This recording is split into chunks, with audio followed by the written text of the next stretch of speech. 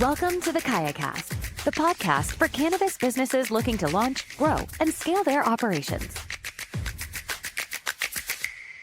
Hey everyone, this is part 2 of my conversation with Wesley Hein, Head of Corporate Development and M&A at Mammoth Distribution.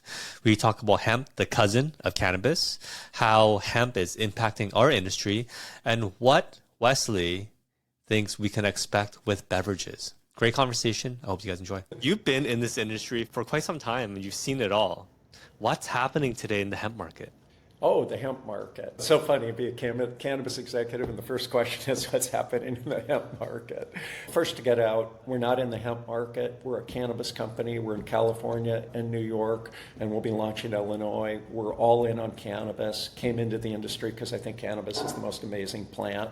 Love the industry and want to spread it far and wide. Within a couple of years of being in the industry, this farm bill comes out and take something that sort of is like cannabis. We know it's the same molecule, it's the same plant, but it's been bred selectively to not have the things that we like the most, which is the THC and some of the other things. But it had this regulatory opportunity that many people started to take advantage of, that places that were not able to have cannabis and cannabis dispensaries, they had those products there. It was a very leading question. You know what's going on in hemp. It is massive in areas where it is.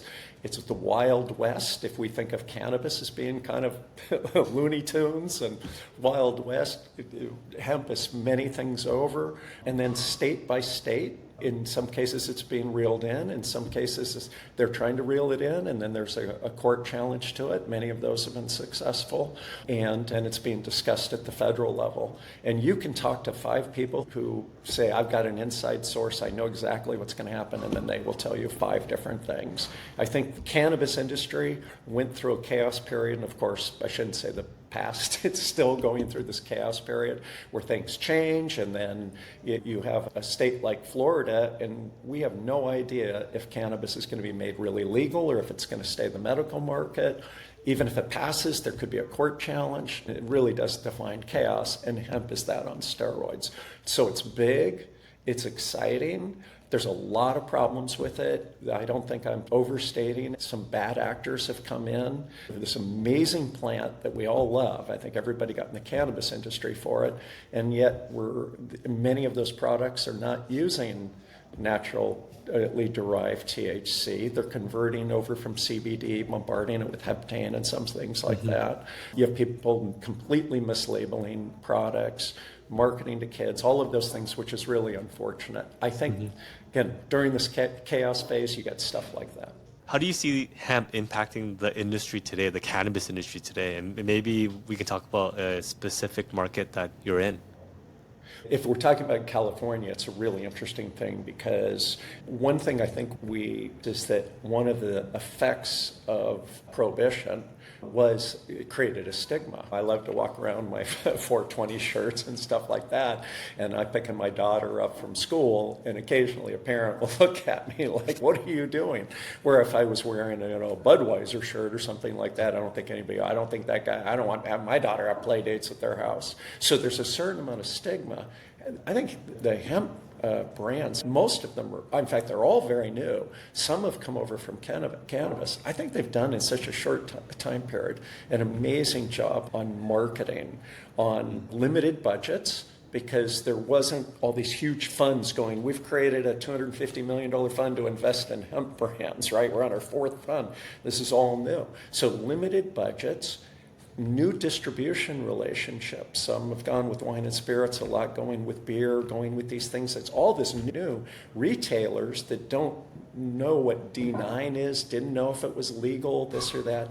So they've done, honestly, an extremely, I think, effective and admirable job getting cannabis, THC beverages to where they had never been before. And I don't know who got to Total Wine. And I know Minnesota, it's a very different thing, and we can talk about that. But somebody probably had to sit down there. I imagine Total Wine going, is this going to hurt? Are some of our customer base, are they going to run out? Are people going to get sick? How do we have this? And so forth. And so there must have been hundreds, if not thousands, or many thousands of individual conversations where people are coming over. So that's amazing. That's something the cannabis industry never was allowed to do, and certainly has done very well. And it's dropped that stigma in a lot of things. In California, and there could be multiple factors for this, but sales are going down. People know that. I feel much of the problem, if you look at it, it has less to do with units and has more to do with pricing compression, unnecessary pricing compression at that. But there's one exception. Beverage sales have gone up. And so we can go back, and it's really over this last year. Now, it's still paltry, 1%.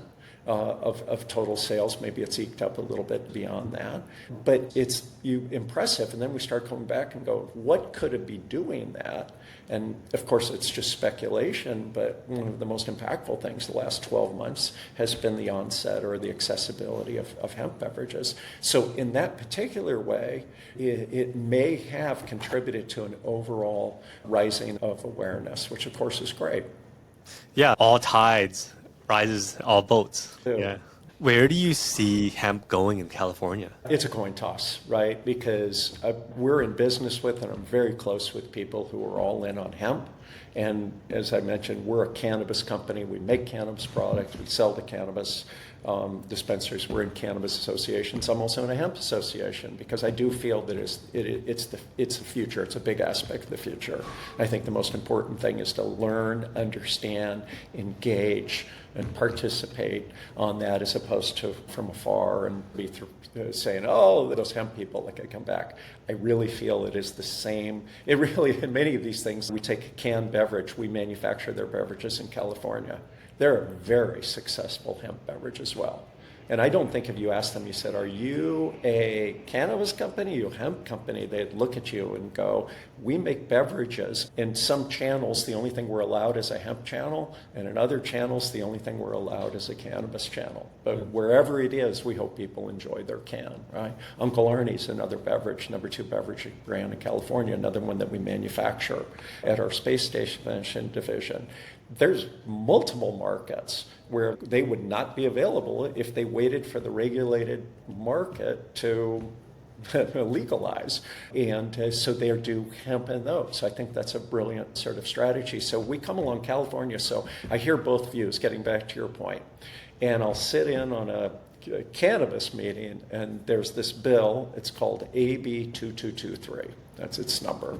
And its whole point is to say, we've spent a lot of years since Prop 64, and before that there was a state bill called MRSA, and then MRCURSA, that set up this regulatory process or this regulatory system for manufacturing, testing, everything about it. And we want hemp to be in that, right? A lot of communities in their mind said, we don't want cannabis in our community, as ass backward as that is, in my opinion. And they go, so we've set up rules for allowing that.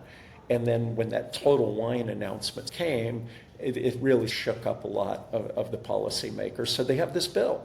And the bill was passed every committee it's gone through. It's always been unanimous, but anybody that's followed safer banking, that doesn't mean anything, right? You can come down in that final committee, that final person. So there's been a lot of, and then I listen to hemp, and they go, we're going to get, my hemp friends, we're going to get this amended. We're going to get it taxed. What state doesn't like taxes? I don't think there's any answer other than yes, they all like taxes.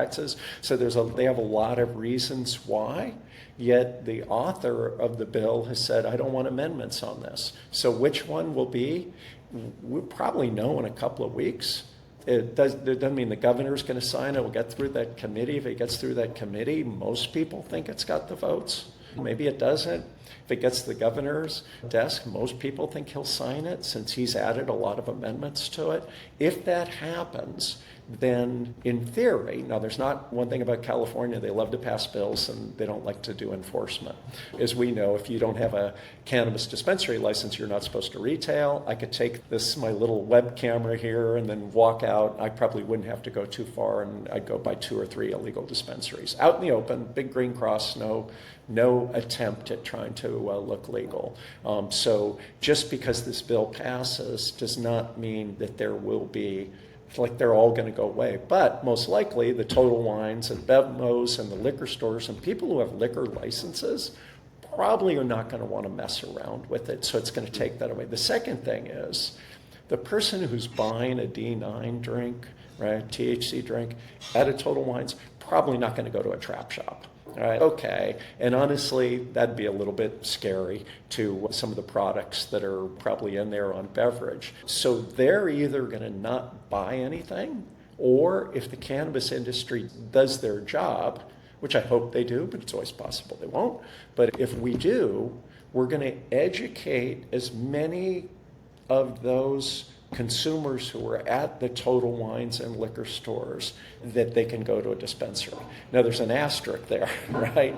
Some of those people may have gone into a dispensary. Some of them may have said, oh, here's a 5 milligram beverage, a 3 milligram beverage. I would like that. And then a bud tender rolled their eyes and said, we've got this 100 milligram thing here. It's only a few bucks more. Don't you want that? Uh-huh. And the person might have just been like, ah, or gotten intimidated or wheeled around, or at the first point where they asked them for their IDs, like, what? I haven't bought anything yet. I usually do that when I get carded at the end, right? So there's a lot of things. And then also, low dose traditionally is not done, what we call low dose has traditionally not done well in dispensaries. And the hemp lobby has pointed at that, and look, it's a fact, and said, those are like 0.1%, 0.2%.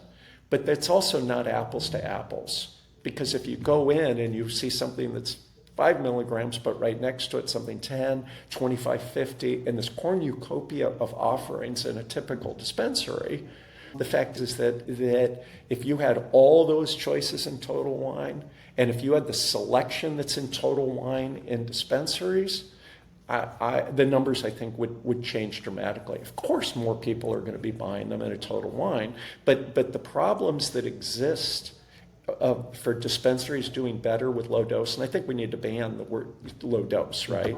And instead, it should be sessionable, right? What is a sessionable beverage, right? It's a glass of wine, a beer. It's something that people have. It's not a 1,000 milligram tincture that if you point a little bit too much in that cap, then you're going to have most people will have an interesting night. So I feel that the only thing that is systemic about the two things about dispensaries that are hard to change are, one, I don't know how many liquor stores there are in California, but there's a lot.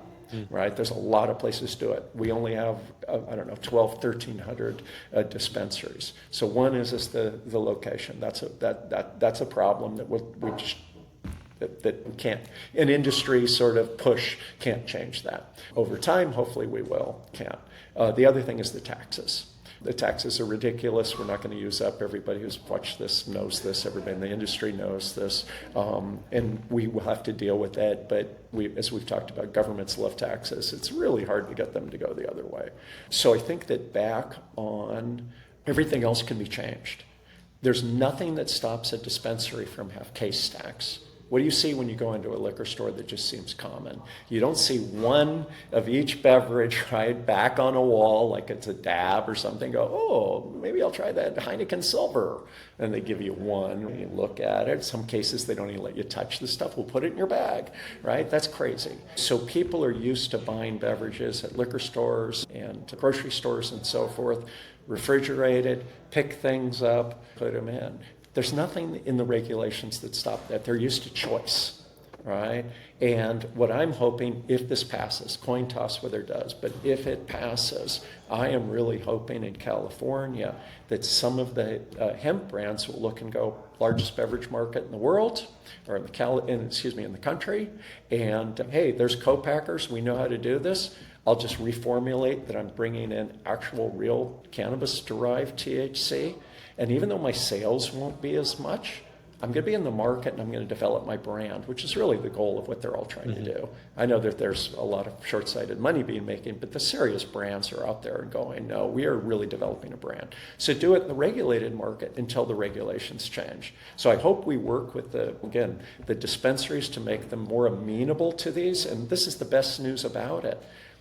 Not since the legalization began January 1st, 2018, has there been a better opportunity for getting new consumers to come in? And these are additive, right? This isn't stealing dispensary A, stealing something from dispensary B, and then dispensary B lowers their prices and counter back. These are people who are walking in for the first time, and we have an opportunity to turn them into weekly shoppers because that's how people buy beer and wine.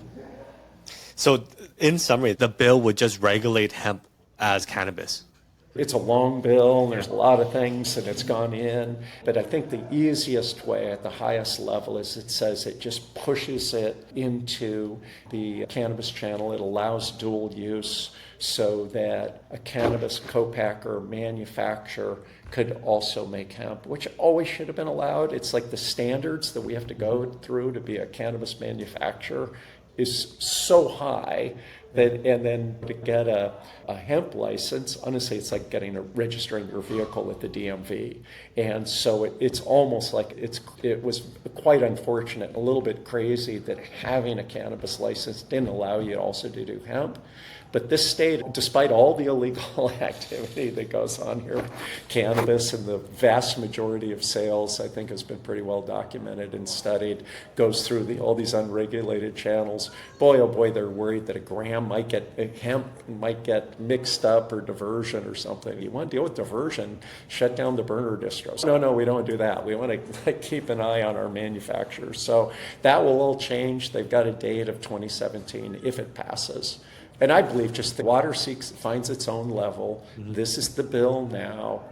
Hemp brands and that access and consumer not going away. The cannabis industry is not going away, even though sometimes it feels like it. So this bill, if it passes as is, I think it's just a stake in the ground saying, hey, we're going to figure these rules out, but we didn't want to do it while these products were being sold at the local groceries, or the gas stations and Total Wine and everything like that. Let's figure it out. I'm just hoping to be able to keep progress going and a nice little boost for dispensaries, which I think is good for everybody during the time it gets figured out.